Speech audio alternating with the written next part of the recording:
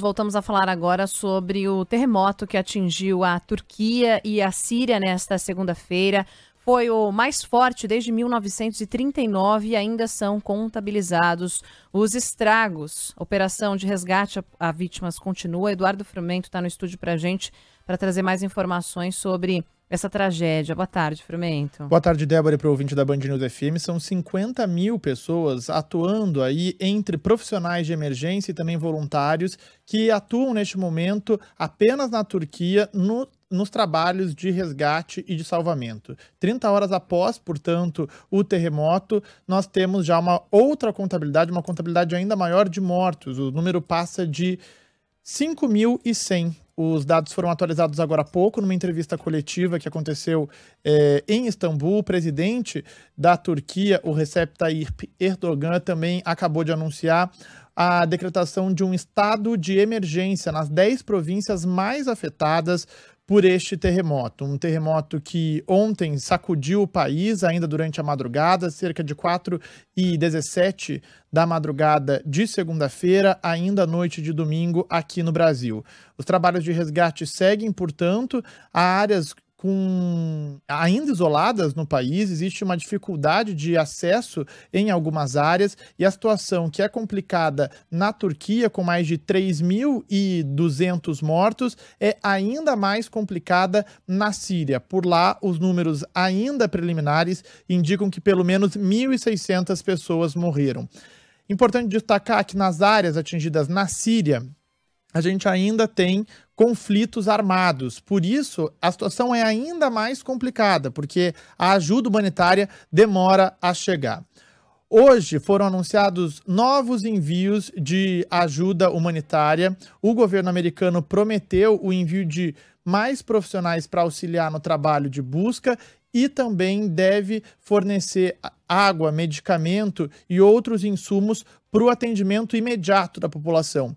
Há uma necessidade de camas, porque pelo menos 5.000 imóveis foram destruídos no terremoto e muitas pessoas estão fora de casa e agora há necessidade de abrigar novamente essas pessoas. Num primeiro momento foram montados alguns locais para receber essa população, mas ainda em número insuficiente.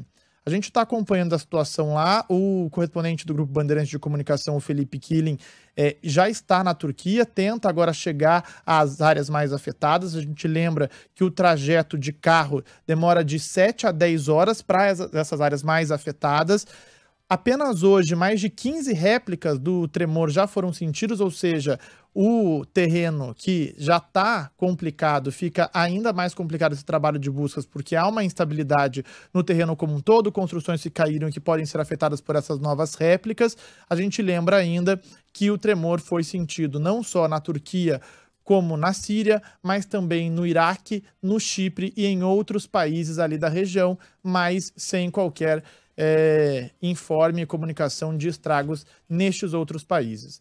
Ajuda internacional que demora a chegar, até porque os aeroportos das regiões mais afetadas estão fechados, abertos apenas para a chegada de ajuda humanitária, mas existe também uma dificuldade logística, né, para chegar essa ajuda lá na Turquia. Sobre o Brasil, o governo brasileiro diz que poderia mandar ajuda humanitária para lá, mas ainda não anunciou de fato nenhum envio. O Itamaraty acompanha a situação com as embaixadas tanto na Síria quanto na Turquia e diz que por enquanto não há um registro de brasileiros feridos ou mortos nesse incidente, mas diz que tem pelo menos uma família de brasileiros que ficou desabrigada por causa das perdas provocadas por esse terremoto. É uma situação, imagens que chegam cada vez mais impressionantes, resgates que acontecem, né? Ontem um bebê de 6 meses foi retirado dos escombros e agora o trabalho justamente é mais complicado porque quanto mais tempo a gente passa do